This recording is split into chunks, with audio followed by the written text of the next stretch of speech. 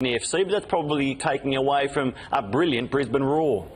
Look, the gulf between the two sides is so stark at the moment. If you're a Sydney FC aficionado, you'd be frightened. Brisbane Roar were just brilliant last night, and you know, Sydney at times not even in the same postcode as Brisbane, who are going to take some beating on this evidence. However, you know, the amount of time and space that they had in which to play, which was in part earned by their superiority, but in part given to them by Sydney's lack of mobility. Well, that's not going to be the case when Brisbane play the likes of the Wanderers and Melbourne Victory, Central Coast Mariners to a certain extent, and certainly Newcastle, as we saw last week when the Jets beat Brisbane. So, you know, there's not a real marker on this game for either team, except to say that Sydney got a lot of improving to do if they're going to challenge anyone.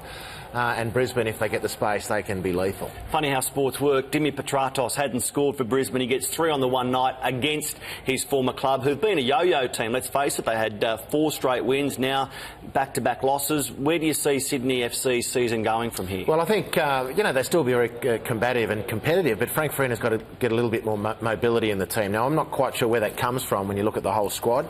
That's for he and his coaching deputies to find the answers. It's got to be there, because if you're not mobile enough, up against, and this is not a technical question now, this is just a pure physical question, if you can't get yourself around the field, then the better teams in the competition, like Victory, like Roar and like the Wanderers, will pull you to pieces. So the first thing he's got to do is find some mobility. I'm pretty sure that they've got the experience and the quality then, if they can get that infusion of mobility, to be competitive again.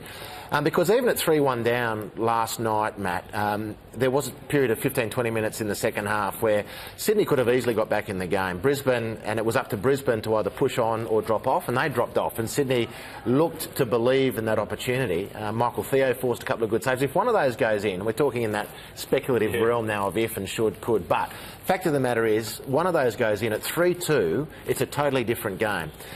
Thankfully, justice prevailed. Brisbane broke the ice and got the 4th and the 5th, because that was the proper marker on the contest last night. But if you're taking something out of this from Sydney FC, you've got to realise that even when you're well beaten, there are still moments in a football match, like there are in a season, when you can find a way out of the difficulty and then set sail for another day. Well, they weren't able to do that on 2 occasions last night, defending the lead to start with and then capitalising on that period in the second half. So get more mobility in for Sydney FC, and Frank Farina might be able to do something. Brisbane Roar in another register at the moment, and it's great to watch. Tonight, Phoenix against the Heart. You look at